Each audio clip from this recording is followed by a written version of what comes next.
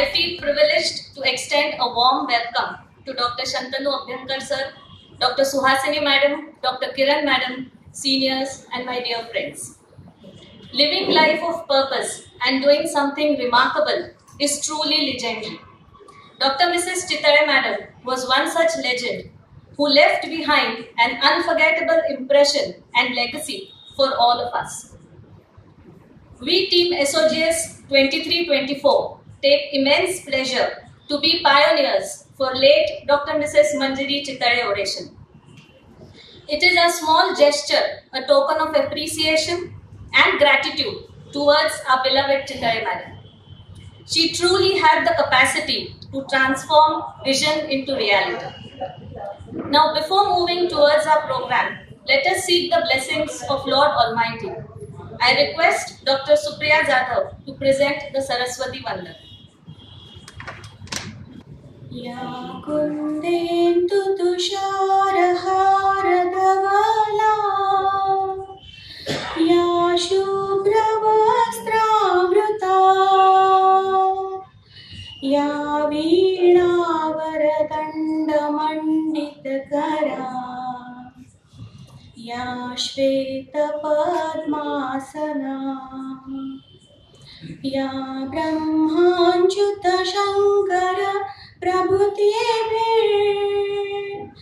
देवै सदा वन्दिता सा मां पातु सरस्वती भगवती निःशेषजाड्यापहा शुक्लां ब्रह्मविचारसारपरमा आद्यां जगद्व्यापिनीं वीणापुस्तकधारिणीम् अभयदां जाड्यान्धकारापहा हस्ते स्फाटिकमालिकां विदधतीं पद्मासने संस्थिताम् वन्दे तां परमेश्वरीं भगवतीं बुद्धिप्रदां शारदाम्.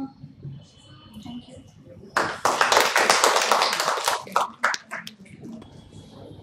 Thank you, Dr. Supriya. Our SOGS President, Dr. Virkar sir, has taken lots of efforts for successfully arranging this oration.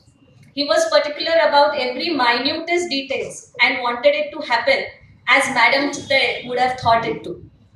I now request Dr. Virkar sir to express his views. His presentation would surely take us down the memory lane. Good evening, everyone. We are all gathered here for a bittersweet new venture, which will hopefully be carried on for the upcoming years.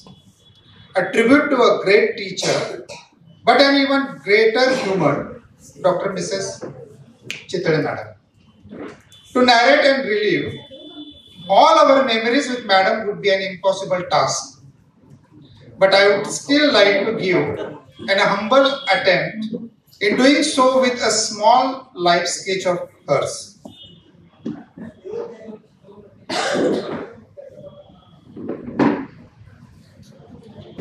We all know what an excellent teacher and a good clinician Chitale madam was. But we are not aware of how she grew up to be one. Born in 1934, madam completed her schooling in Seva Sadan High School and Inter Science from DAV College, Solapur itself. And then went to pursue her medical graduation from BJ Medical College, Pune. Later on, she completed her MD and FICS in the same college. She got married to Dr. Vinayak Chitale, a well-known renowned surgeon, in 1958. Before returning back to Solapur to start a Chitale clinic in 1973, she gained a valuable work experience in KM Hospital, Pune and National Defence Academy, Khadakwasla. Here on, she went on to start her journey of being recognized as one of the best UG and PG teachers in Solapur. She also worked as an honorary professor at VMMC Medical College Solapur. She shared her immense knowledge gained by attending various conferences, presentations, as well as participating in various symposiums. She was co-author of paper and poster presentation at FIGO and published many case reports in Indian Journal of OBGY. She gave many talks in local language to improve social understanding of women health. She has also authorized books in various languages such as Mage Vadun Pahatana, Binti Paliकडचा चीन in Marathi, and a book about her husband works titled as a Surgeon Speaks, compilation of papers of Dr. Vinayak Chitale. She inspired many and helped many students to reach great heights professionally as well as personally. I would like to take some time to tell one of many instances of Madam. I remember when I was secretary and we all of the society were unaware that it was the last day to apply for AMOX Best Society Trophy, and it was Chitale Madam who reminded us that it was the last 6 hours and we had to prepare a report. She knew we as a society could win the award, so she adamant that we hand over the report by 8 p.m. that day itself, so she could get it signed and submitted by the next morning. Not at all surprised. We won the award, the best society that year, just as Madam had said.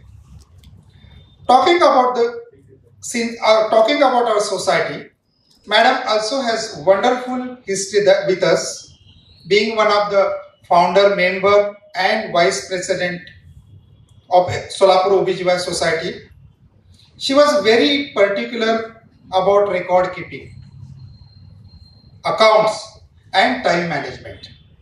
Back when I was a treasurer, I remember all our society financial accounts little bit disturbed, but then Madam, with her undying enthusiasm, decided to take a mantle on herself and become the co-treasurer with me. She taught me every single thing, all account books, how to maintain everything. And unsurprisingly, all the accounts then started to work with smooth precision thereon. This enthusiastic and passionate attitude also led one of the best organized first AMOX conference in Solapur under her leadership in 1989. She also took up the responsibility of president of AMOX in 2006 to 2008 and fulfilled it successfully. Later on, being appointed as one of the trustee of AMOX.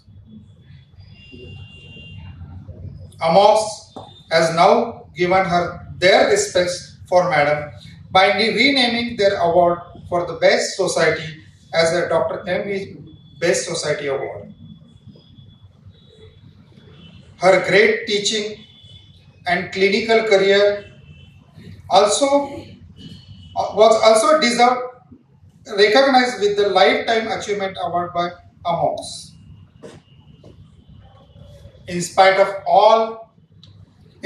being a caring mother figure to her patients, staff, in her professional career, she was also great mother and great wife in her personal life.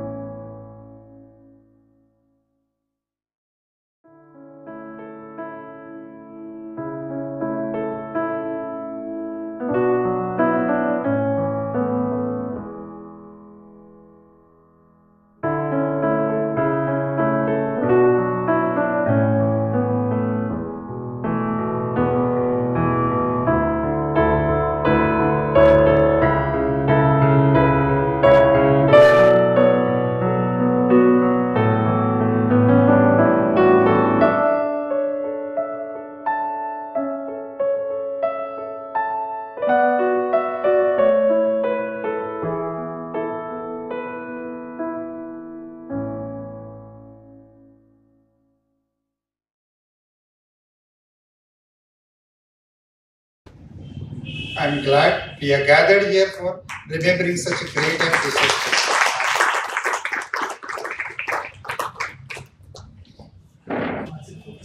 Great leaders don't set out to be a leader.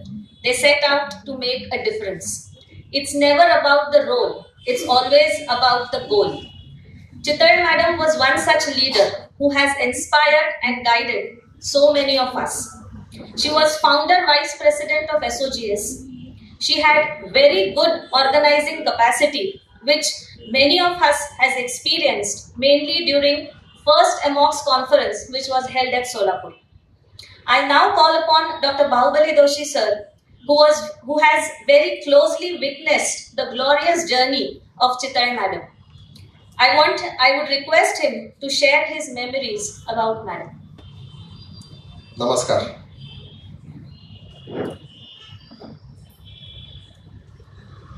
Chitale madam त्यांच्याबरोबरचं J association, वैयक्तिक काही आठवणी किंवा हे मी सांगणार.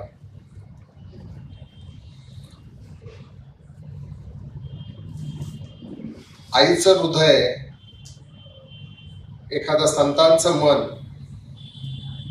आणि कलाकाराचे हात, असं या सर्व गोष्टींचा संगम घेऊन त्या सोलापुरात वावरत होते.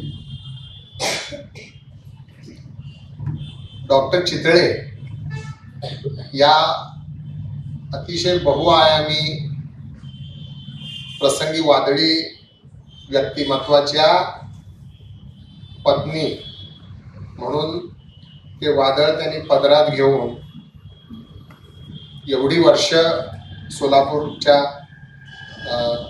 सर्व गायनेकॉलॉजिस्टनाच नाही, पेशंट्सना, नातेवाईकांना, त्यांच्या हॉस्पिटलमध्ये काम करणाऱ्या स्टाफना सगळ्यांना सांभाळून घेतले.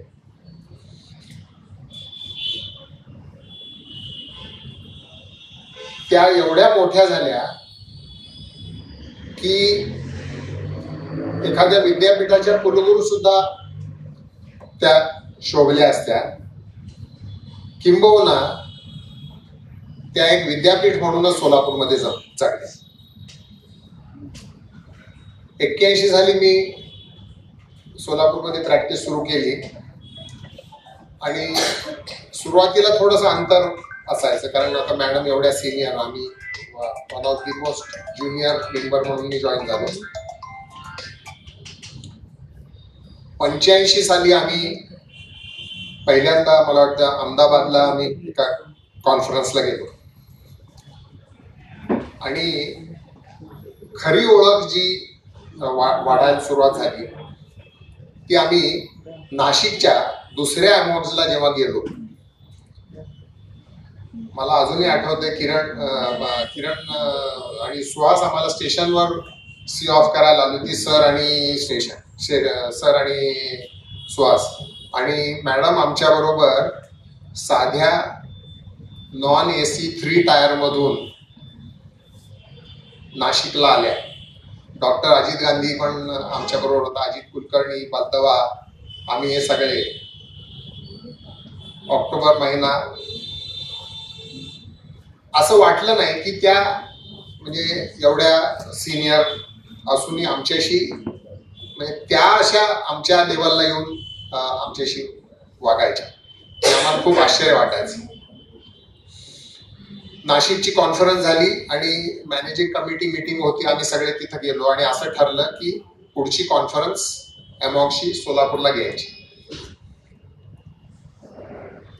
परत आम्ही नाशिक, मनमाड, सोलापूर असं आलो. तिसऱ्या दिवशी फोन आला, डॉक्टर दोशी थोडा वेळ आहे का? कधीही म्हणजे त्यांच्या आवाजामध्ये तुम्ही जरा या, मला भेटा, असं कधी नाही, थोडा वेळ. मग आम्ही गेलो, मी, बलदवा. तर त्यांनी सांगितलं की आपल्याला कॉन्फरन्स घ्यायची आहे, तर पहिल्यांदा आधी तुम्ही VB कुलकर्णींकडे जा. आणि त्यांना विचारा ते कॉन्फरन्सचे चेअरमन किंवा आपली काय जी पोस्ट आहे ती व्हायला तयार आहेत का. आम्ही विबीनकडे गेलो. विबीन म्हणाले अजिबात नाही, चितळे मॅडम ह्या त्या पोस्टसाठी अतिशय योग्य आहे. आणि तिथून मग एक वर्षभर कॉन्फरन्स कॉन्फरन्स कॉन्फरन्स तेच काम ते आम्ही केलं. त्यांच्याबरोबर औरंगाबादला गेलो, अकोल्याला अमरावतीला गेलो, किरणवती. वेगळ्या वेगळ्या वेळा सुद्धा आमच्या बरोबर त्या प्रवास करायच्या, म्हणजे कुठेही अंतर असं काय ठेवलं नाही. मी जेव्हा आलो तेव्हा माझी प्रॅक्टिस अगदीच मर्यादित होती, पण मला भरपूर वेळ असायचा. आणि मॅडमकडे गेल्यानंतर मला दडपण यायचं. माझ्या कानावर असं आलं होतं की तिथे भांडणं होतं. भांडणं म्हणजे पेशंटशी नंबरवरून काय, म्हणजे हे एकमेव उदाहरण मला तेव्हाच तरी माहित होतं की मॅडमच्या ओपीडी मध्ये पेशंटशी नंबरवरून भांडणं होतात. आणि एवढं असलं तरी समजा आम्ही गेलो, आता आम्हाला तेव्हा कळत पण नव्हतं की आपण जावं का एवढ्या गर्दीत त्यांना भेटायला वगैरे. पण ते सगळं काम बाजूला ठेवून पेशंटची गर्दी बरं असू द्या, या आलात, वा वा बसा, 2 मिनिटं बोलायच्या. आणि इतकं सौम्यपणे सुचवायच्या की आपण पुन्हा निवांत भेटू नंतर, म्हणजे गर्दी आहे तर तुम्ही जा. म्हणजे कसं तर असं वाटायचं की पुन्हा यायचं आमंत्रण दिलंय असं, या आनंदात आम्ही बाहेर जायचो. त्यांच्याकडे जात जात मग सरांची ओळख झाली. आणि सरांच्या बरोबर सरांना एक म्हणजे एक त्यांचं वैशिष्ट्य असं की ज्युनियर्स कडून पण त्यांना शिकायला फार आवडायचं. मग ते मला म्हणायचे की अरे तू म्हणे जरा अशी ही सर्जरी जरा फार छान करतोस, तू काय करतो वगैरे. तर मी म्हटलं मी असं आणखीन एका असिस्टंटना घेऊन मी करतो. मग का तू एकटा करू शकत नाही का. तर मी म्हटलं नाही, आम्ही दोघं मिळून करतो, म्हणजे आपलं ॲड्रिनलिन जरा शेअर होतो, काय ते जे वाढत नाही. ते असं मी सहज बोलून गेलो होतो. ते एक दिवशी सरांचा फोन आला, डॉक्टर जोशी जरा आपण ॲड्रिनलिन शेअर करायचं का. मी ओळखलं की ते सर्जरीला बोलवलं आणि ती सर्जरी त्यांनी पाहिली, कौतुक केलं. बलदवा, मी, अजित कुलकर्णी आणि दोडमणी आमची चौकडी होती. तर आम्ही म्हणजे महिन्यातून एकदा, 1.5 महिन्यातून एकदा आम्ही म्हणजे सरांबरोबर पण वाद घातलेले आहेत. आणि मॅडम फक्त एक होस्ट असं तिथं वागायचे. दुसरं त्यांचं वैशिष्ट्य म्हणजे त्यांना साहित्य, संगीत, सिनेमा, नाटक या सर्व गोष्टींबद्दल प्रचंड आवड होती. एखादी काहीतरी एक चांगली गोष्ट वाचली किंवा एखादी बातमी वाचली की ते फोन करायचे की तुम्ही ही वाचली का. 91 साली माझ्या हॉस्पिटलचं रिनोव्हेशन झालं, तेव्हा सर मॅडम आले होते भेटायला. आणि परत जाताना मला एक छोटा थर्मास दिला.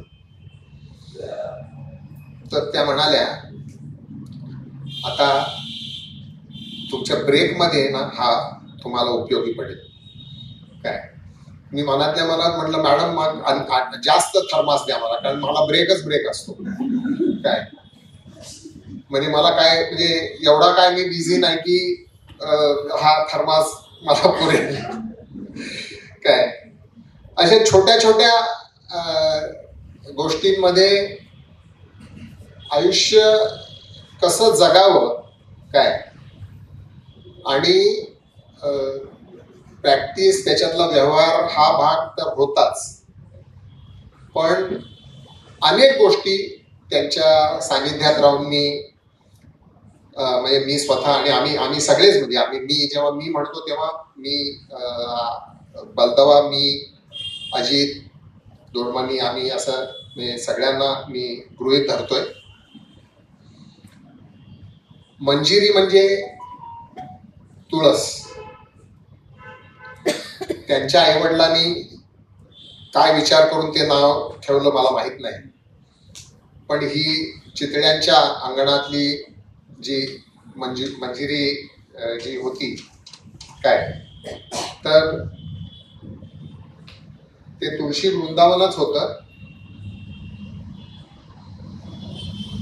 त्या मंजिरीने आमच्या सर्वांच्या आयुष्यात एक पावित्र्य निर्माण केलं. म्हणजे मेडिकल प्रॅक्टिस कशी चांगल्या पद्धतीनं करता येते हे आम्हाला शिकवलं. मेडिसिन्स काय द्यायचे, सर्जरी कशी करायची हे आपल्याला अनेकांनी शिकवलेलं असतं. मेडिकल कॉलेजमध्ये काय शिकवलेलं नसतं तर हे कुणाशी कसं वागावं, स्टाफशी कसं वागावं, पेशंटशी कसं वागावं, आणि ते आम्ही त्यांच्याकडून शिकलो. बोलण्यासारखं आठवणी तर खूप आहेत. जर मी आणखी बोलत राहिलो तर शंतनूला ओरेशनला वेळ कमी पडेल आणि मी सुद्धा ते ऐकायला आलोय. अगदी शेवटी एकच गोष्ट सांगतो, म्हणजे किंवा एक शेर आहे प्रसिद्ध जगजीत सिंगचा, तर त्याच्यातलं एक कडवं किंवा एक हे असा आहे शेर, सबकी नजरों में है साकी, ये जरूरी है, मगर सब पे साकी की नजर हो ये जरूरी नाही. आपल्या सगळ्यांना सर्वसाधारणपणे साकी म्हणजे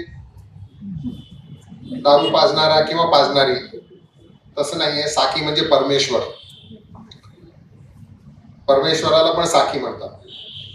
तर सबकी नजरों में है साकी म्हणजे तुम्ही आम्ही त्याला बघत असतो, आणि हे गरजेचं आहे की आपण परमेश्वराकडे बघायला पाहिजे. परमेश्वराने आपल्याकडं बघायलाच पाहिजे हे जरुरी नाही, पण तरी परमेश्वर काही भक्तांकडे बघत असतो, आणि त्या काही भक्तांपैकी मी एक नशीबवान भक्त आहे. एवढं बोलून मी थांबतो. धन्यवाद. Thank you sir.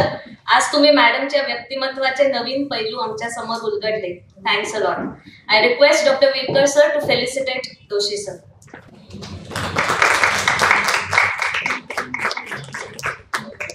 Thank you, sir. I would now invite on stage Dr. Shantanu Abhyankar sir, Dr. Suhasini madam, Dr. Kiran madam, President Dr. Virkar sir, Dr. Meena and Dr. Praveen to please take their seats. We are about to commence our program by lighting the lamp of knowledge and wisdom. This is a symbolic moment that signifies the dispelling of darkness and igniting of thought and enlightenment. I request all dignitaries on the dais to please come forward for lamp lighting.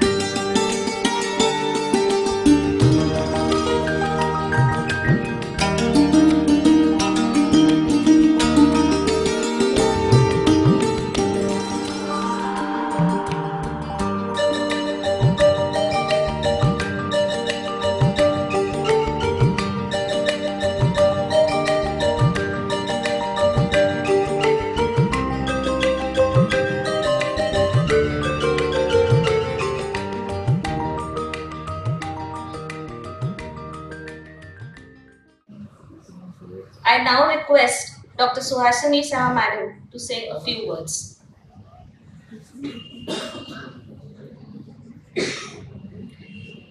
A very good evening to all dignitaries and on the dais, everybody present here.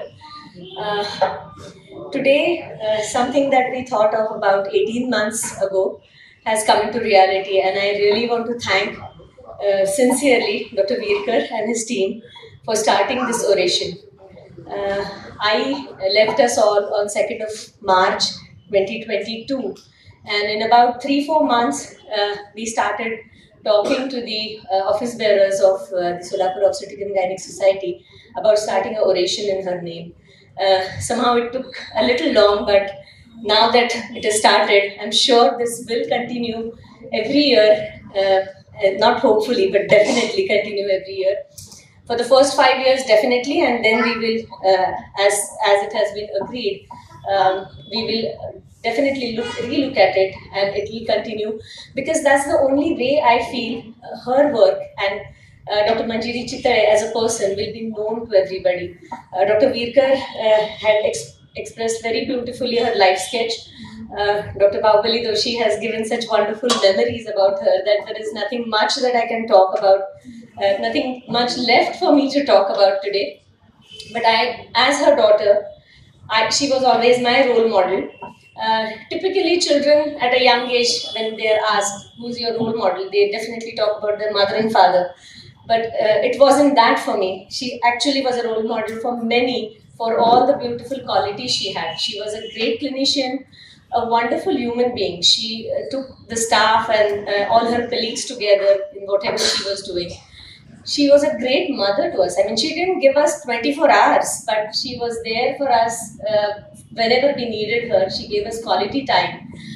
When I talk about her, I have to give great credit to my grandmother, who supported her wholeheartedly, and that is why I could become a leading gynecologist in Solapur. She could probably work 12, 14, 16 hours a day, because my grandmother was there at home. She was a great support, and she also was very instrumental in our upbringing. But I definitely was a role model for us because of her clinical academic pursuits. Doshi sir and everybody talks about her financial acumen. She always used to tell us that when she was doing her inter-science in DAV college, she was extremely good in mathematics, and her professor used to tell her that she should pursue mathematics and not get into medicine. Though she entered medicine, she looked after the administration of the hospital and the accounts and taxation, which probably was a great inspiration for me to take up taxation in future.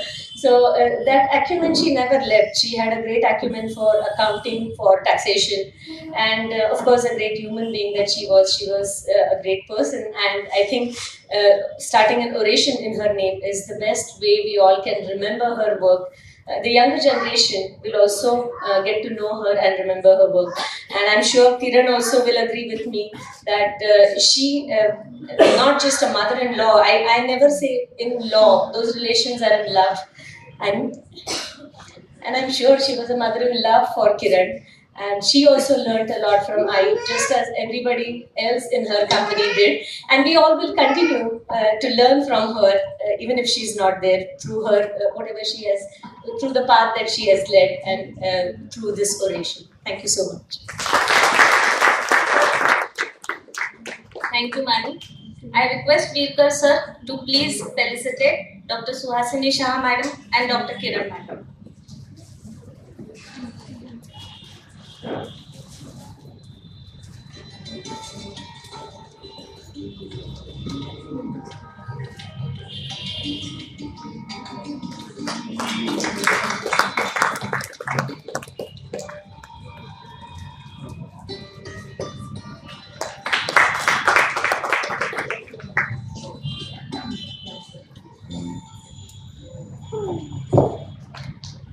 We, the President and Office Bearers of SOGS, feel happy and honored to announce Lifetime Achievement Award to senior-most member of our society for their valued contribution in the field of obstetrics and gynecology. An exemplary teacher, an excellent academician, a warm person, and a motherly figure of our society, Dr. Veer Bala Parekh Madam. The guidance and wisdom imparted by her has left an inedible mark on many. Madam has been in practice for more than 40 years and a member of SOGS since its foundation. She has been an undergraduate and postgraduate teacher at Dr. VM Medical College, Solapur, and also head of department at NM Wadia Hospital. She has inspired so many students to become successful obstetricians. Her passion for teaching is truly commendable. Madam has proficiently served as Vice President of FOXI. Her papers presented in various national journals have been appreciated by many. Madam is presently residing at Sangli and attached to Ghodavat Parivar Diagnostic Center and Somshekhar Hospital and Postgraduate Institute. Madam, I would just like to say, keep shining and inspiring all of us. It is a proud moment for all of us to present Lifetime Achievement Award to Dr. Parikh Madam. I request Dr. Madhura Virkar to please escort Madam to the dais.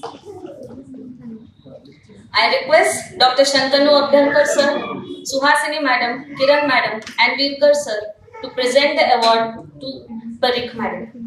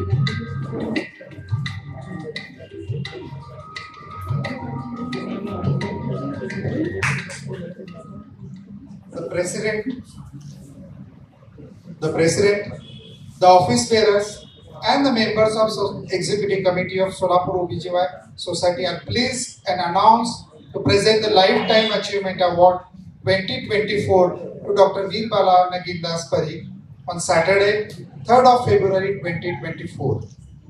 A dedicated teacher to undergraduate and postgraduate students at VM Medical College, Solapur, and also head of department at NM Wadia Hospital, Solapur. You were very insightful in teaching various techniques of vaginal hysterectomy to students. We are proud that you have been Vice President of FOXI, founder member of ISAR, Indian Association of Juvenile and Adolescent Gynecology and Obstetrics.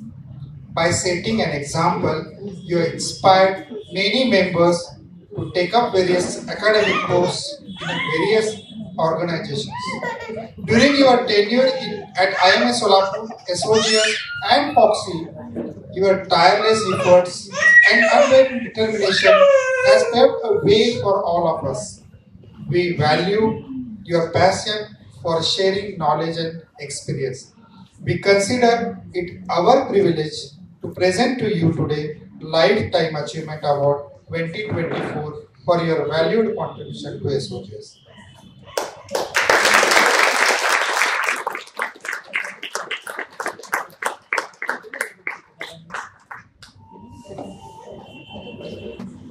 Because of my height, I hope you all are able to see me.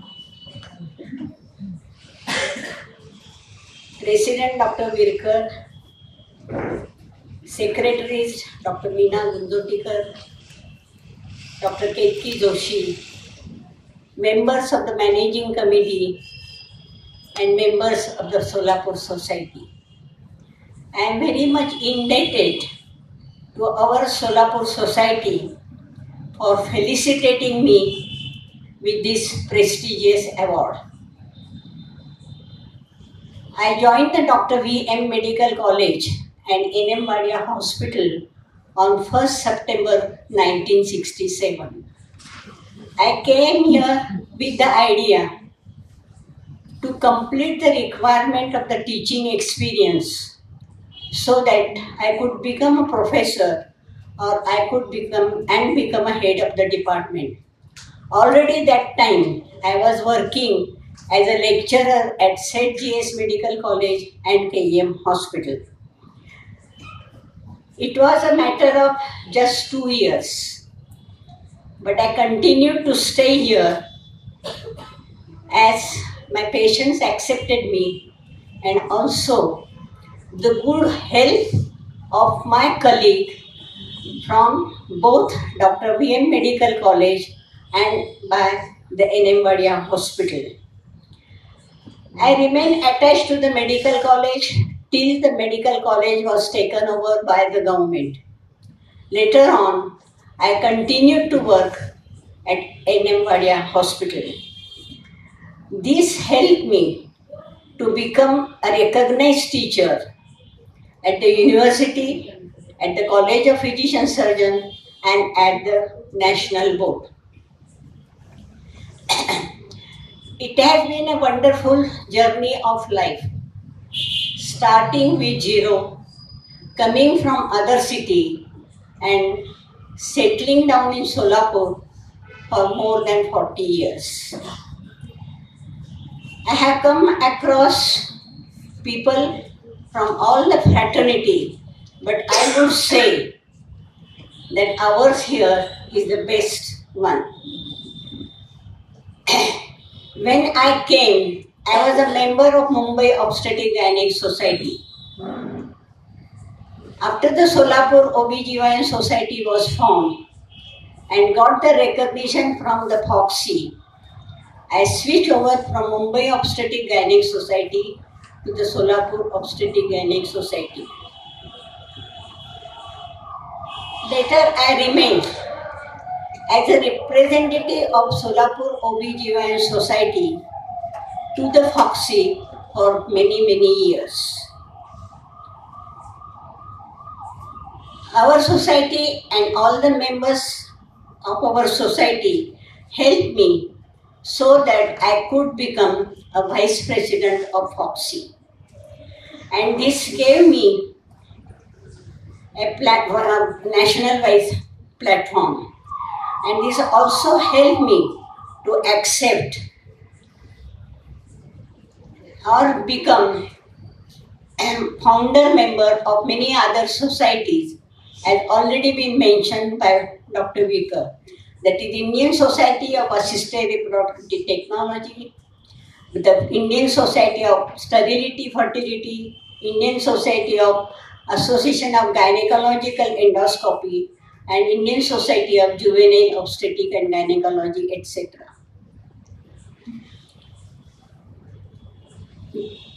And I am very much thankful to our society and all the members so that I could achieve this. Though I left Solapur in 2007, I still continue to be a member of Solapur Gynec Society. For me, our society is the best society. All of our members are enthusiastic, progressive, and more so of important socially aware. I'll be entering 90s very soon. Still, I want to learn more and serve the needy people and also help the postgraduate students. World is changing very fast. So our medical practice also. However, one should be empathic to our patients. And I always say, give your best, success will always follow. I could achieve all this because of my parents and my family and my friends support. I want to thank each and every member of our society. I express my gratitude for giving me the love and recognition. There was an advertisement in paper many years back. It said, "Feel it, shut it and forget it." I would like to change something in that I fill my heart with the sweet memories and shut it, but I will never forget it. Thank you again to all of you for giving me such a prestigious award. Thank you. Thank you, madam. It was wonderful to have you here. Thank you, all the dignitaries. I request you to please be seated. We now move on to our second session, the oration. I would invite the chairperson for today's session, Vice President SOGS Dr. Neeta Ghate madam, and past President SOGS Dr. Anjali Jamma madam, to please take their seats. I request Virkar sir to please welcome our chairpersons. Dr. Anjali Jamma madam is a consultant at Jamma Hospital. She is specially trained in cosmetic gynecology and laser surgeries. Dr. Neeta Ghate madam is a consultant at Markandeya Hospital, Solapur. She has fellowship in minimal access surgery and is very much keen in imparting knowledge to students, especially in high-risk obstetrics. Over to you, chairperson. Thank you, Dr. Virkar and team, for giving me this opportunity. It's my proud privilege to chair this very first oration of late Dr. Manjari Chitale madam by none other than Dr. Shantanu Abhenkar, an extraordinary writer, orator, blogger, and famous YouTuber with more than 9 million likes. He had completed his UG and PG from BJ Medical College and has been practicing in my Satara district since 25 years. He has worked as a president of local OBGYN society and a chairperson Foxy Sexual Medicine Committee. He has been invited as a faculty for national and international conferences and contributed many chapters in the textbooks. He wrote extensively about women's health to common people, and he invented different techniques of surgeries and management protocols to help next generations. In view of this contribution to women's health, he was awarded Anandi Vaili Joshi Gaurav Puraskar in 2007. We are lucky to have multifaceted Dr. Shantanu Abhenkar today. मला आज एक आठवण किंवा त्यांच्या लिखाणाची ताकद सांगावीशी वाटते. Unfortunately, last year my father was diagnosed as CA esophagus, and I read your blog on माझे मरण पाहिले मी या डोळा असं. तर मी माझ्या वडिलांना पूर्ण लेख फोनवरनं वाचून दाखवला, so that he can boost up and take treatment happily. आणि मग वडिलांची प्रतिक्रिया अशी होती की मला यांना भेटायचंय. Unfortunately, I lost him.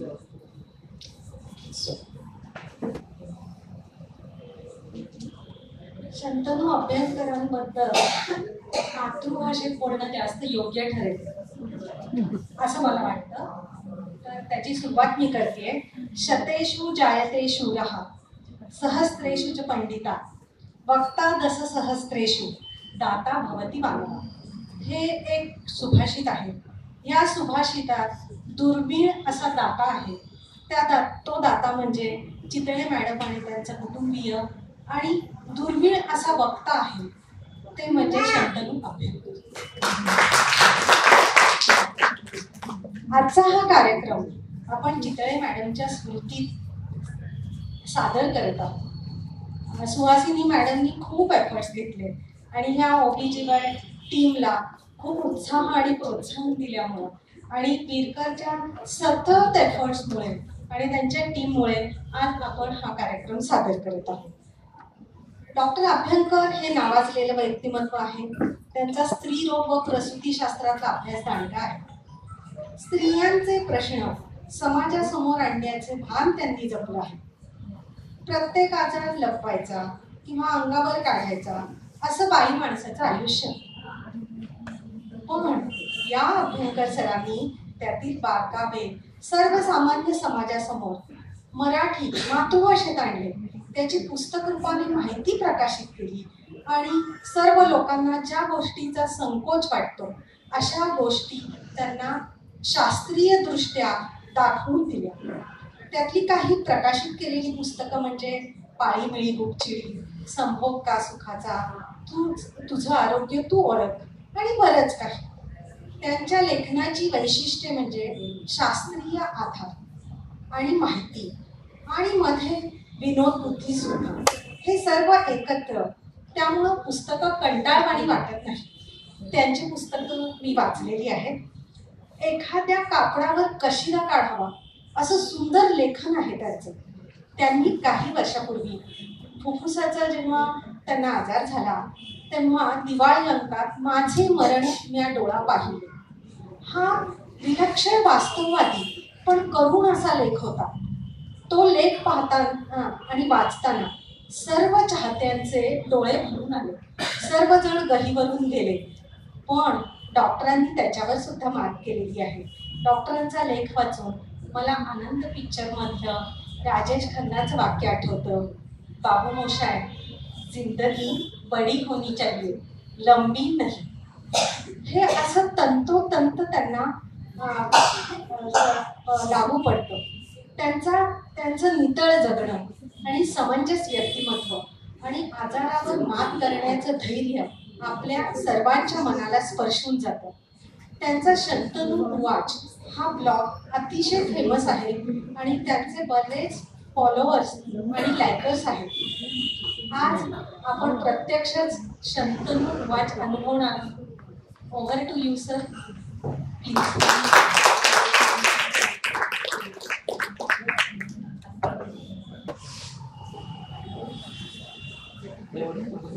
Respected chairpersons, the president, secretary, treasurer and other office bearers and members of the society and senior members in this august gathering.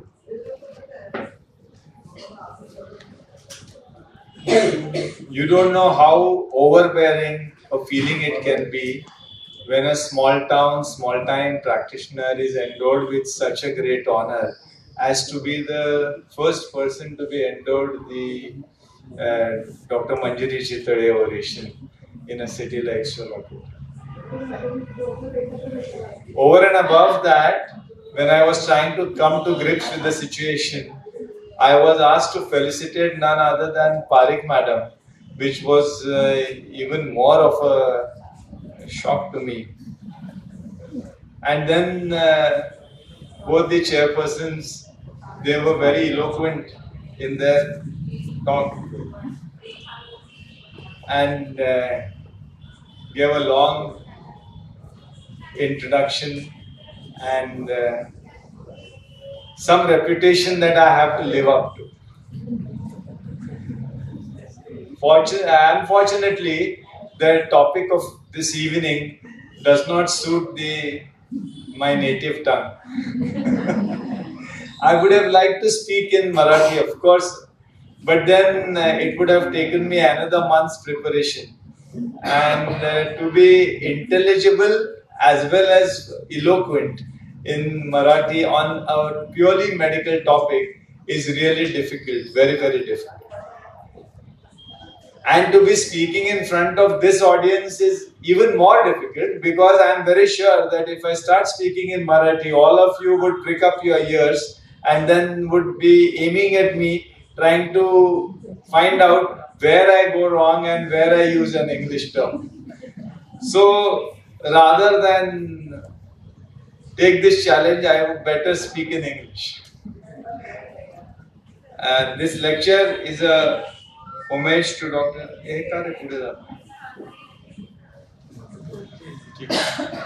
This lecture is a homage to Dr. Manjari Chitale. I have had a chance to speak with her, be with her, talk to her, listen to her. And I have always been impressed when the Saraswati Vandanas was being sung and the words Yashveta Shubhram Vrata were sung. It was her figure there in that white sari that flashed upon my inward eye. Coming to the topic today, management of isoimmunization in pregnancy. So what causes isoimmunization? That is where we'll begin from. Obviously, everybody knows that maternal immunoglobulin antibodies, IgG, directed against an antigen of paternal origin present on the fetal red blood cells is what causes hemolytic disease of the fetus and the newborn. So it causes the disease in the fetus as well as in the newborn. Now these antibodies, the IgG antibodies, they cross the placenta to coat the fetal antigens and cause decreased red blood cell survival, which results in fetal anemia, which is the pathology in this particular condition. It is the IgG antibodies that can cross the placenta and not the IgM ones. So we know that this doesn't happen in the initial pregnancies, but only in the subsequent ones, and can only get worse. So these antibodies, they are produced in response to previous pregnancy with antigen positive fetus or exposure to red blood cells, that is transfusion. Now please remember that I have not labeled my topic as management of Rh isoimmunization in pregnancy and just kept it as isoimmunization in pregnancy to highlight this particular point, that the isoimmunization may not be limited to the Rh blood group systems. So I will come to that in the course of my presentation. So this occurs during pregnancy when there is an incompatibility between the blood types of the mother and the fetus. And we know what the common blood types are. As far as blood transfusion is concerned, the most important are the ABO and the Rh system. And they are labeled according to the type of antigen that is present on the red cell surface. So O represents neither protein, A represents A, B represents B, and so on. And the corresponding antibodies are already present as far as the ABO system is concerned. Whereas the Rh factor, the protein occurs only on the red cell surface. The ABO, the A and B antigens are expressed on some other tissue as well. The inheritance is autosomal dominant, and it is through the short arm of the chromosome 1 and Rh positive if that particular protein is present in. The number of epitopes are adequate. Epitopes is the number of antigens on the surface of each RBCs. And the Rh negative if that particular protein is absent. Now, Rh factor I take here as a class example of all those antibodies which can be called incomplete antibodies because they are detected only when you do a indirect Coombs test. Okay. So, and there are many others. The inheritance, as I told you, is autosomal dominant, and about 5% of our population is Rh negative. Just to correct the nomenclature, it would be correct to say that the person is Rhd positive or Rhd negative rather than Rh positive and negative, emphasizing the fact that it is not just D, but there is also a C and a E and a G in this Rh system. And we are not considering diagnosing, treating or preventing isoimmunization caused by this set of antigens when we are actually giving this injection or trying to prevent Rh incompatibility. So we have only the D antigen available, and the rest of them actually are scot-free. So, but D is of course by far the most common and also the most strongest to elicit the immune response. So all antigens are not of the same strength. So some of them, they will elicit a very strong response while others won't. Now there are certain missteps in this. One is a weak D or DU. This form also exists. I went through several references, and some of the references they say that if it is weak D or DU, it is either the number of epitopes are less or there are different epitopes than the usual ones, and that is why it is reported as weak D. So this weak D you better consider as RH positive. But I think that for obstetric purposes, it is better that we consider it as RH negative, because one of the references also said that it is better to assume that it is RH negative and treat it as negative, because you are not losing anything by over treating. Okay. Now, the non-rhesus groups are like the Kell, MNS, Duffy or Kidd. They also exist and they can also cause incompatibility, although it is rare. Now it is getting commoner because we have controlled the D problem to a large extent. Okay, so now it is more likely that you will come across these particular incompatibilities if you are cautious enough and you investigate enough. So the hemolytic disease of the fetus and newborn can be of three types. One is the ABO hemolysis, ABO incompatibility, that can also cause hemolytic disease.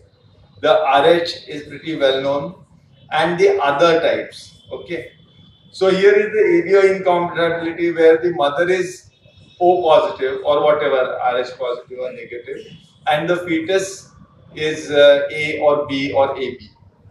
And maternal antibodies, she's O, so she's got anti-A and anti-B. So these antibodies, they cross the placenta and they cause a mild type of hemolytic jaundice. Sometimes it usually does not present in utero, but sometimes it presents at birth. And it is very rare, less than 1 in 1,000 babies will require an exchange transfusion or some such type of treatment. Most of the times it is just self-limiting. The other hemolytic diseases, they are very, very infrequent, about in 0.8% of pregnant women. Amongst all these others, this Kell happens to be important, and you need to understand the pathophysiology of this Kell isoimmunization problem. In Kell, it is not just hemolysis, okay? But the Kell antibodies, they also attack the hemopoietic system, and there is some form of anaplasia there. So the formation is also affected and the cells are also lysed. So it is a double whammy. And therefore, since there may not be hemolysis and the formation is affected, the Kell may not be amenable to all your routine form of investigation. Like now we are now monitoring with this middle cerebral artery mean systolic velocity by ultrasound. But once upon a time, every now and then an amniocentesis was done and then the Lillet's graph was charted. But then those babies will not have hyperbilirubinemia because they may have a very small quantum of hemolysis and a lot of bone marrow suppression because of these Kell antigens.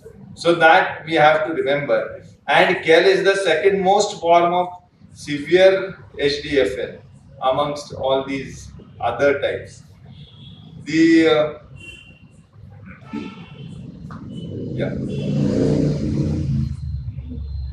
anti-D, of course, is the commonest form of HDFN, that is hemolytic disease of the fetus and newborn.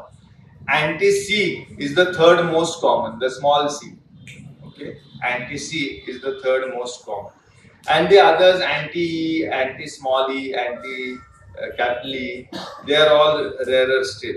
But there is a possibility that multiple antibodies may be formed, like antibodies against anti-E, anti-C, and anti-small d, and then they will add up, and therefore the problem will build up more and more. So one has to be aware of that as well.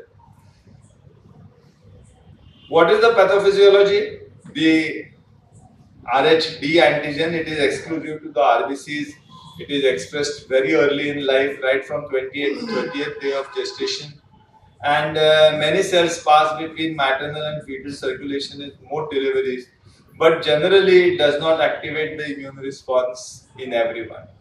As little as 0.1 ml of feto-maternal bleed is enough to elicit, and we have to be watchful about the incidences of feto-maternal hemorrhage, the opportunities where this could possibly have happened.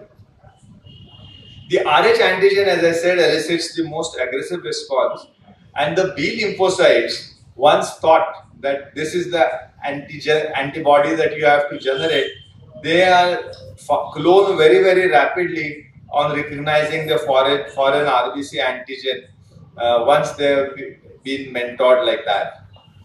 So the initial IgM followed by IgG, which comes in about 6 weeks to 6 months time, and the memory B lymphocytes, they activate the immune response in subsequent pregnancy. So frequent pregnancy, say there is an abortion and immediately in the next cycle the patient conceives, the abortion has got uncovered with injection anti-D.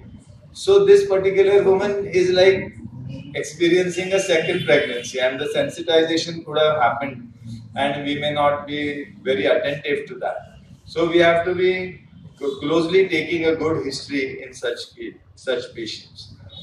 Anyway, so the IgG antibodies, they cross the placenta and attach to the fetal RBCs. The cells are then sequestered, and the macrophages in the fetal spleen, they take care of them, and the cells get hemolyzed and fetal anemia ensues. So these are the causes of feto-maternal hemorrhage that usually go unnoticed. So several anti or intrapartum events where we have to be more careful. Now massive feto-maternal hemorrhage is defined as anything more than 4 ml. And it is massive feto-maternal hemorrhage that one has to be absolutely wary of. So of course, most 99% will have less than 4 ml of feto-maternal bleed. So hence routinely screening for excessive feto-maternal hemorrhage is not recommended. Yet we have to be careful when we are dealing with ruptured ectopics, you see, where the fetal blood is in direct contact with maternal vascular system, or spontaneous abortions, partial molar pregnancy or molar pregnancy. Even in molar pregnancy, these particular antigens, they are expressed. In partial molar pregnancy, of course, it could carry a fetus as well. So they are expressed. Blighted ovum, antepartum bleeding, which happens in the first trimester repeatedly. So that is also a cause for concern. And special procedures such as amniocentesis, chordocentesis, choriomulus sampling. Every time you breach the mother-fetus barrier, you are actually you are actually allowing some feto-maternal hemorrhage. Some procedures like we don't do these days, external version. Platelet transfusion, the history of platelet transfusion is important because usually platelets, they don't match the blood groups much, you know, they are special. So history of platelet transfusion is important. Abdominal trauma, and because of the dengue epidemic, platelet transfusions are much more commoner now than before.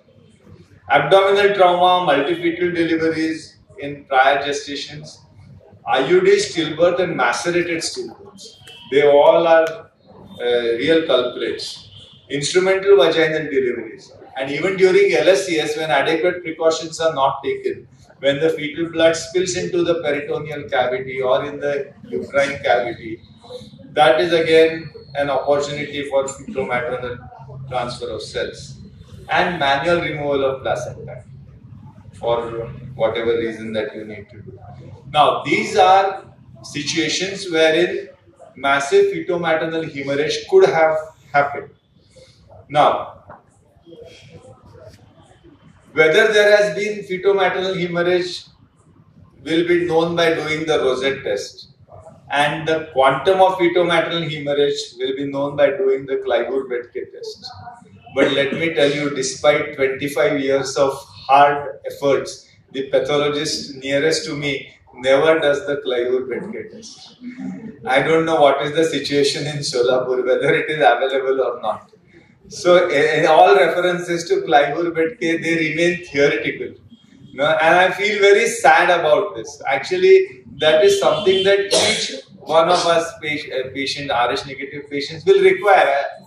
Even after postpartum, they will require at least a single Cliver Bedke test. So obviously there are enough volumes, but I don't know what's wrong with the pathologists. They just don't fall in line, and they simply refuse to do it. Anyway, let's go to what happens next. Now, the maternal antibodies, they destroy the fetal red cells, which results in anemia. Now, fetal anemia is defined in terms of multiples of median. So, just as there are charts for the multiples of median in other values, so also for fetal anemia, these are the values for multiples of medians of hemoglobin, or as a hematocrit less than 30%. Now, this has been meaningful only because now that we can do a chordosynthesis.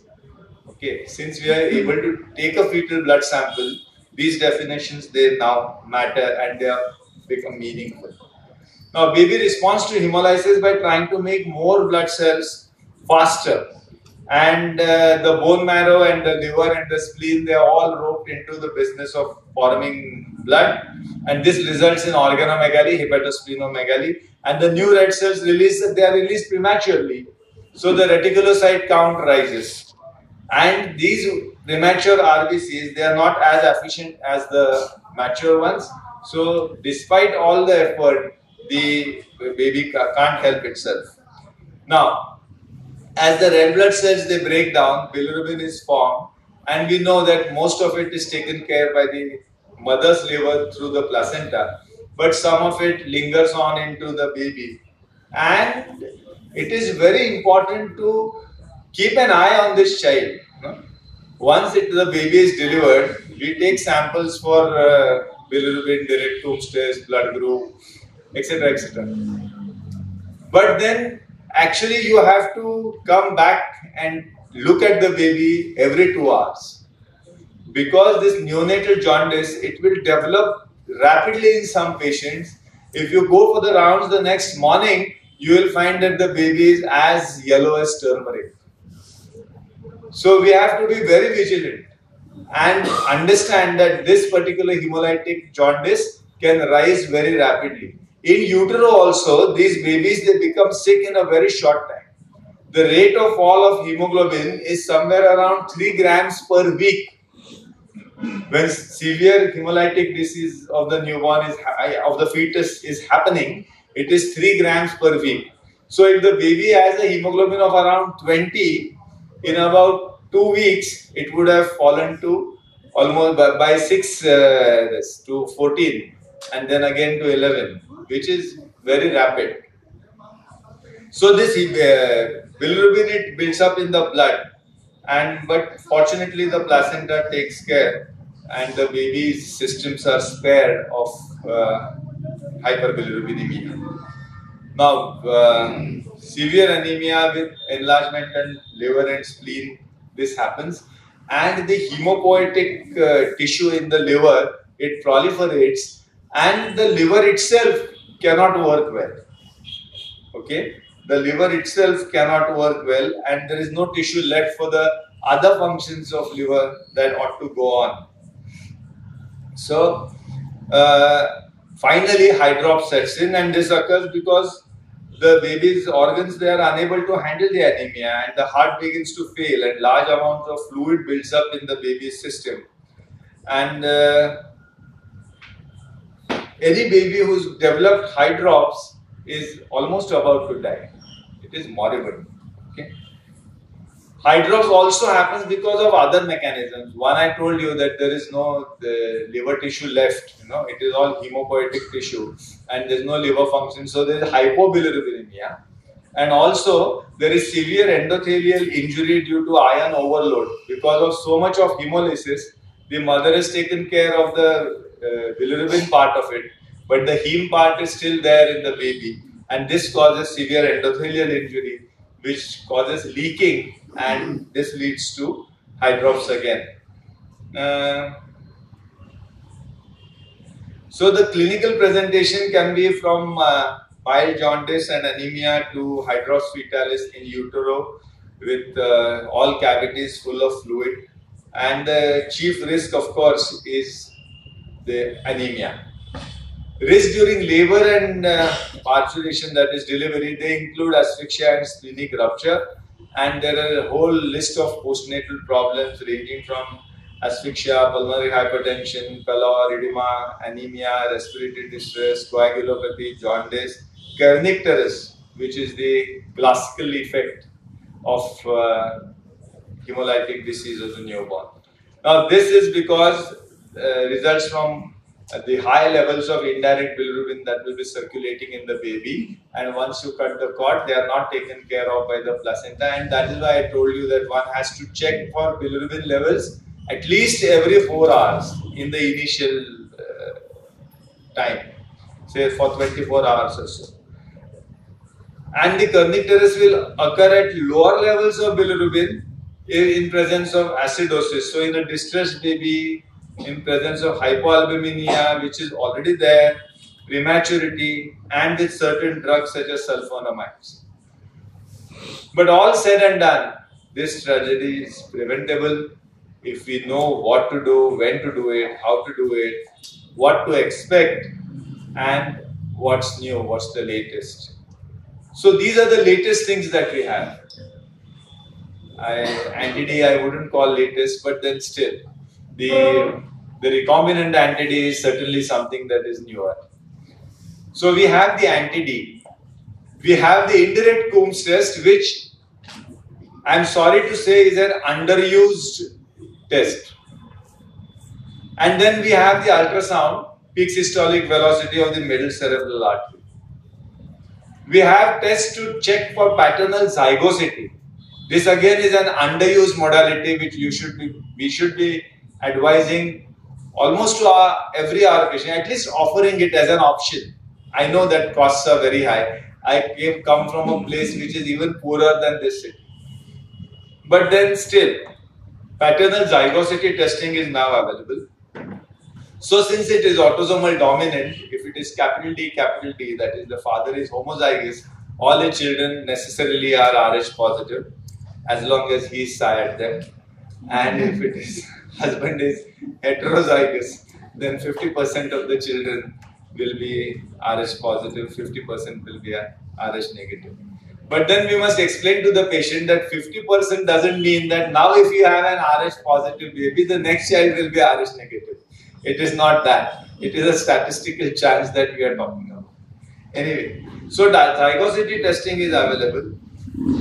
If it's seen that the father is heterozygous and there is a chance that 50% of the children can be Rh negative and will need no further management, at least on these lines, then we can do a cell-free DNA testing.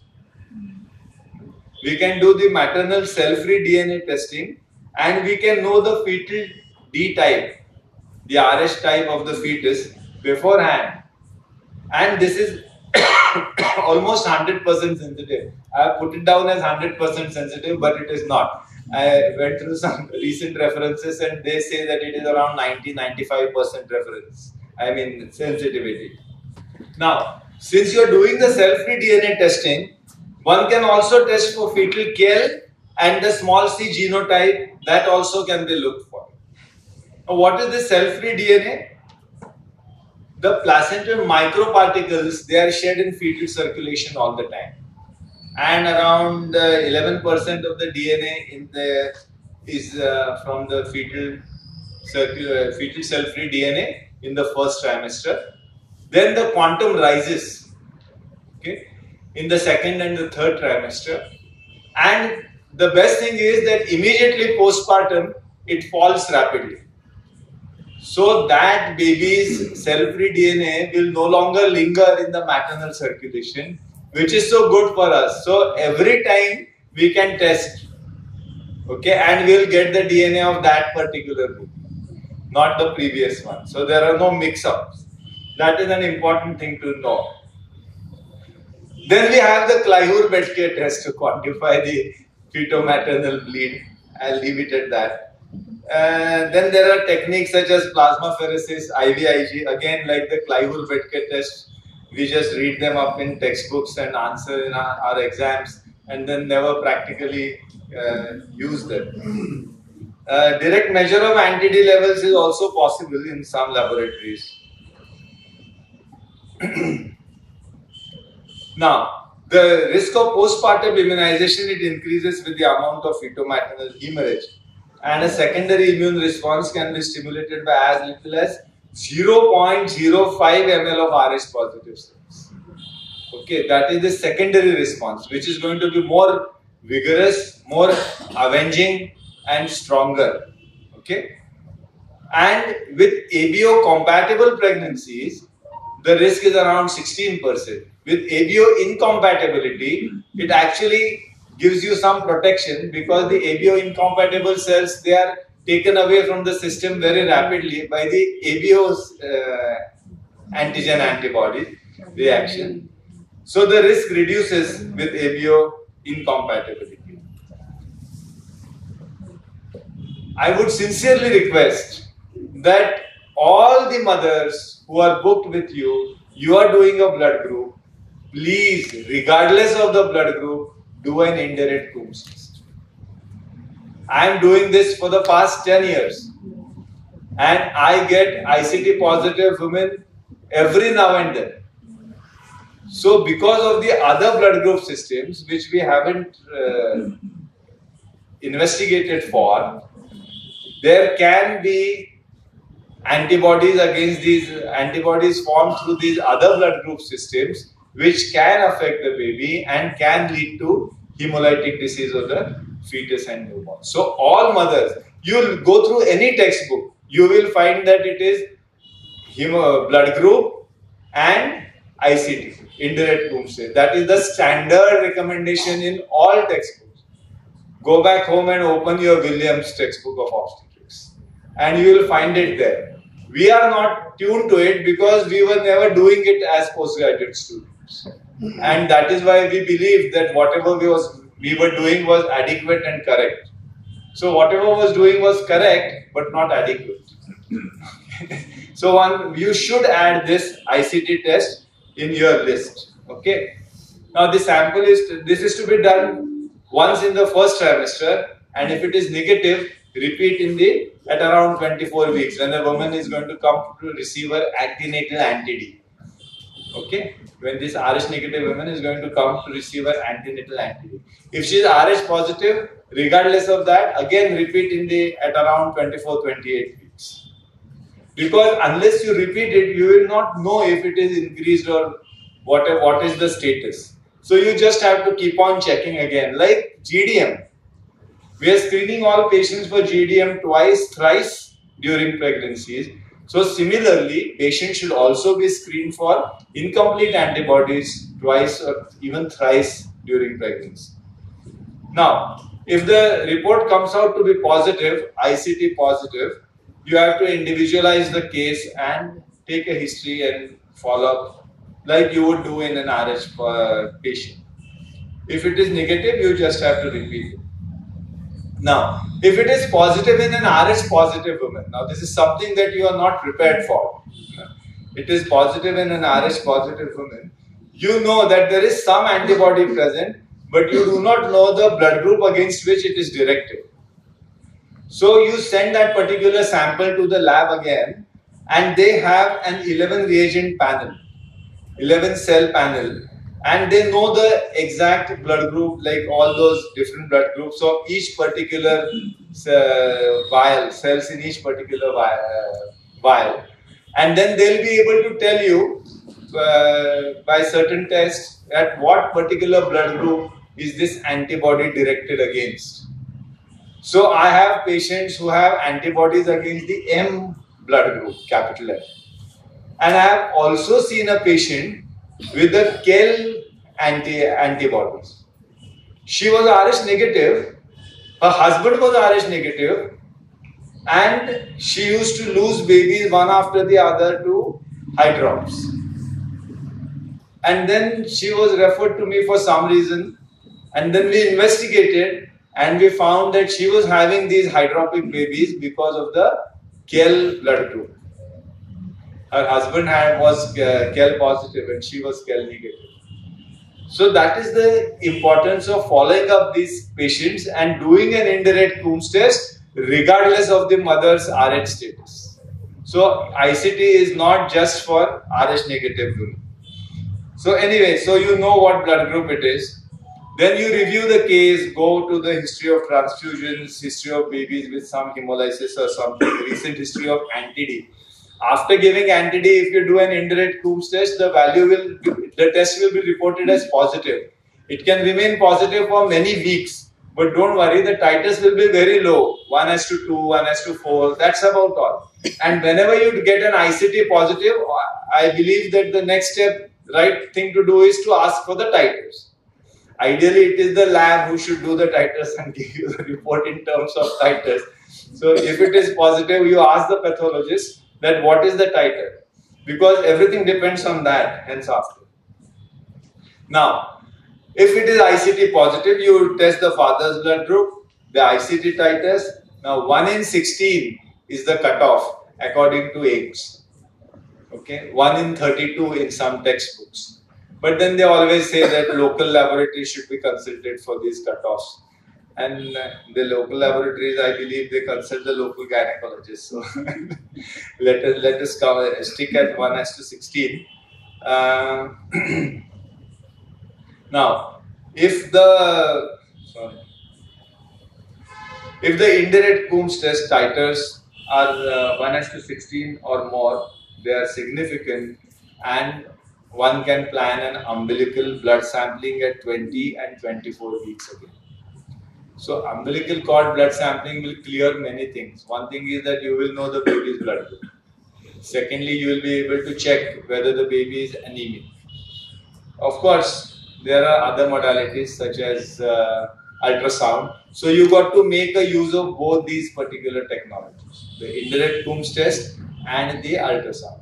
The indirect Coombs test, mind you, will be helpful only in the first sensitized pregnancy. In all the subsequent sensitized pregnancies, indirect Coombs test carries little meaning. Also, indirect Coombs test does not correlate well with the quantum of anemia, the severity of anemia. Indirect Coombs test will tell you when to start to do the ultrasound testing also. Okay, so it has its limitations, and you have to use this particular test knowing these limitations. So this does not predict the severity of SDN, and it tells when to switch to USG. And I told, yeah, the type of anti, I think we've already spoken. So those who remain ICT negative, RH negative women who remain ICT negative, okay, they should receive an antenatal dose of 300 micrograms at 28 weeks. That is what I follow. Or 100 micrograms, but we don't have the 100 microgram preparation at 24 and 34 weeks again. Anyway.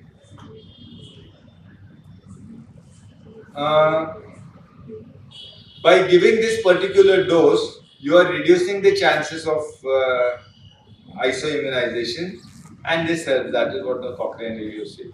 Anyway, I think weak D business we have already covered. Coming to cases wherein there is threatened abortion or there is spontaneous abortion, if you go through this chart, it is pretty elaborate. Less than 12 weeks, then first episode, repeated episodes, painful, not painful, intervention, no intervention. I don't know, this is there, but then I would simply give a dose of anti-D and forget about it, rather than going through all these details. As it is, it recommends some 50 microgram dose, which is not available. We just have two doses, 150 and 300. So I think these are some practical considerations that we have to keep in mind. Yeah, Clive count and the dose calculation, everybody knows, but then there is no Clive count, so let's forget about it. Then this anti-D has to be given in the deltoid. That is very important.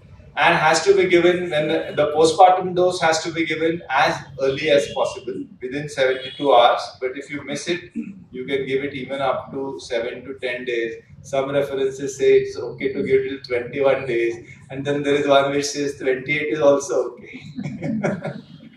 So that is what it is. Now, you can actually follow up the patient by doing the repeated ICTs and checking for fetal cells. But since again, this checking for fetal and then transfuse. How much to transfuse? You have to make the peak, the pack cell volume reach the pack cell volume of around 40, 45. 45 at times is too ambitious, somewhere around 40. So you have the initial pack cell volume. You know the pack cell volume of the bag that you are transfusing.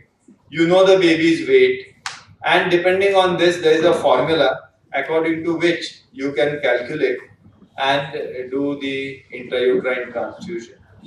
Now, this is best done before hydrop sets in, and the blood that you will require has to be O negative, puffy coat poor, washed in saline, CMV and other infectious diseases free of those, irradiated to minimize the graft versus host reaction. So you need irradiated cells. I don't know whether the blood banks here provide it. My blood bank in Satara doesn't do it, but one in Pune does that. So I take all my blood from this Pune blood bank. And it has to be super packed. So that in a small volume, there are plenty of RBCs. This has to have a PCV of around 70 to 80%. So the blood is very thick. So you need a pump to push it in. You can't do it with a syringe. No? So that is how the blood is prepared. The formula is there to calculate, like here, and the quantum of blood is calculated, and the desired amount of blood is pumped into the baby. One transfusion may not be sufficient, and repeated transfusions may be required, but fortunately, subsequent transfusions can be given farther and farther apart. And in the subsequent transfusions, the middle cerebral artery becomes less and less relevant. Okay, the reason being that the volume of blood that the baby has received from the donor has got adult RBCs, which have different tensile and other properties, and it is thicker blood, so it assimilates in the fetal circulation. And this particular blood with good hemoglobin, it suppresses the fetal hemopoiesis. So there are no fetal cells. The effect of this, that is the intended effect, of course, is that there is bone marrow suppression. So the hemoglobin level falls about 1% per day.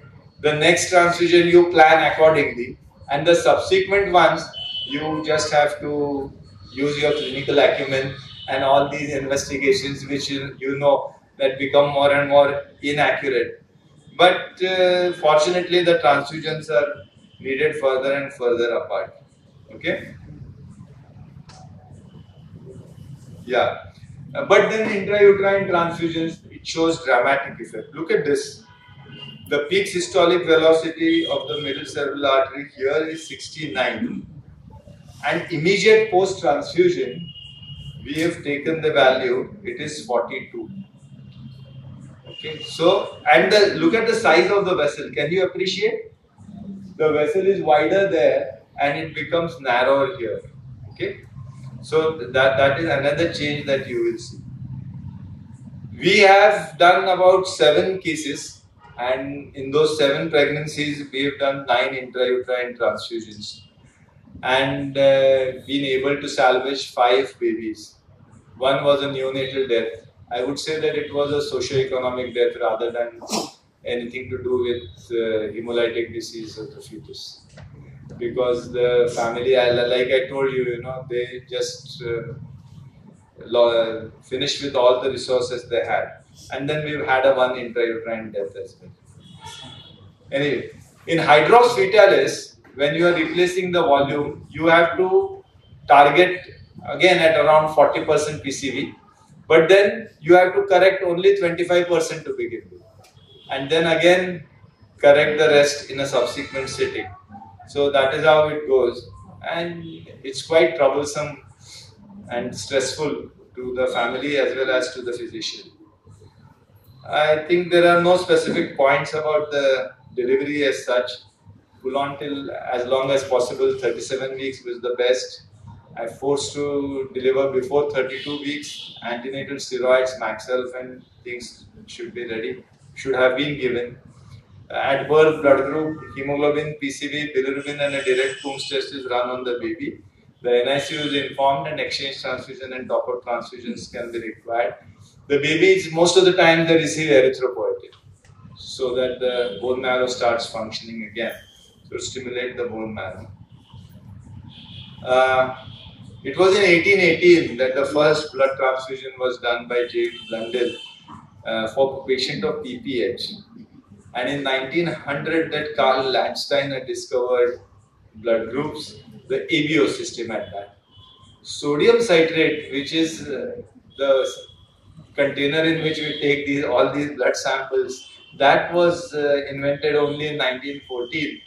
And in 1940, RS blood group system was discovered by Karl Landsteiner and Wiener. And it was in 1963 that Lillet did his first intrauterine transfusion. It was an intraperitoneal transfusion. There was no ultrasound. I don't know how he did it. But then I read that he put some paper clips on the mother's abdomen and then took X-ray, and under fluoroscopic guidance, he went into the baby's peritoneal cavity and transfused whatever. And now Dennis Lowe has discovered the cell-free DNA for us.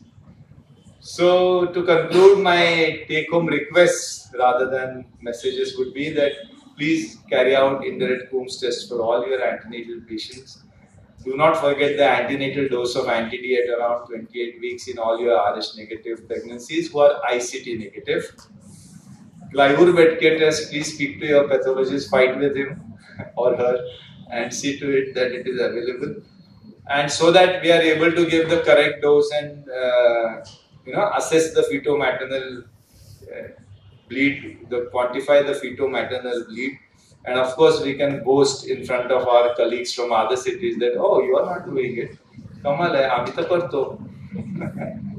Anyway, and I sincerely feel that all these modern technologies and technique, they should become affordable for our population to be benefited from them. Intrauterine transfusions and postnatal care, it is very, very costly. Thank you all again. Thank you, Dr. Virker. With this, I pay my homage to Dr. Manjushri. Thank you, sir. I now request Dr. Suhasini Shah madam, Dr. Kiran madam and Dr. Virker sir to felicitate our guest speaker, Dr. Shantanu Abhyankar.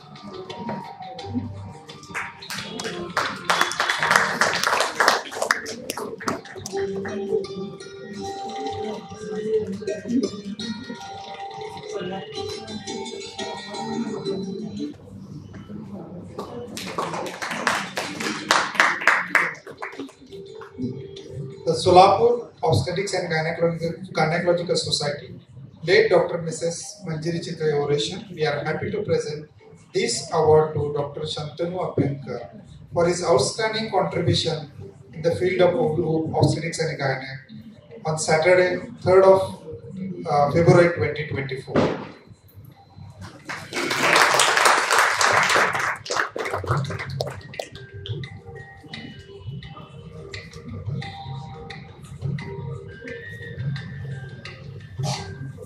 The President, the office bearers, and the members of Executive Committee of Solapur Obstetrics and Gynecological Society are pleased and honored to present the late Dr. Mrs. Manjiri Chitra Award, Oration Award 2024 to Dr. Shantanu Abhyankar on Saturday, 3rd of February 2024.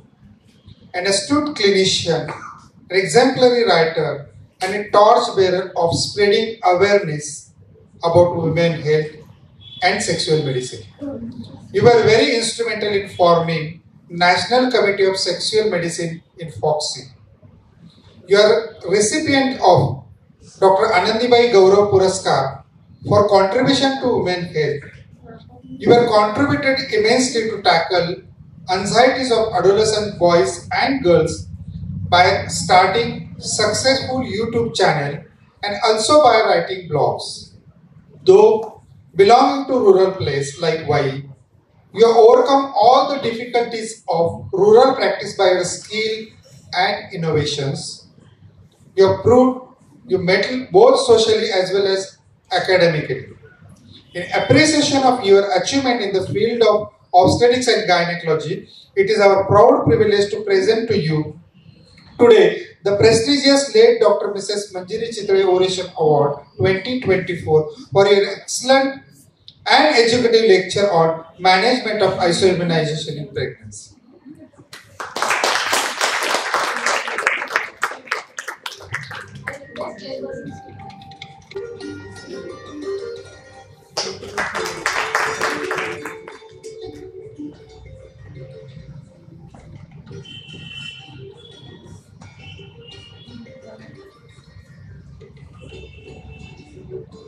On behalf of my team, I would like to thank today's speaker, Dr. Shantanu Abhyankar sir, for definitely we will do for every patient, ICT for every patient.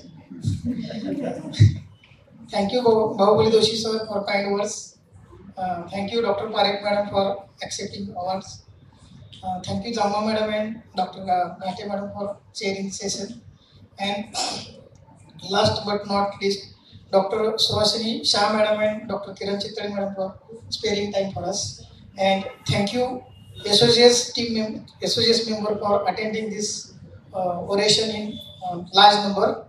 And everybody is requested to join the dinner, grand dinner outside.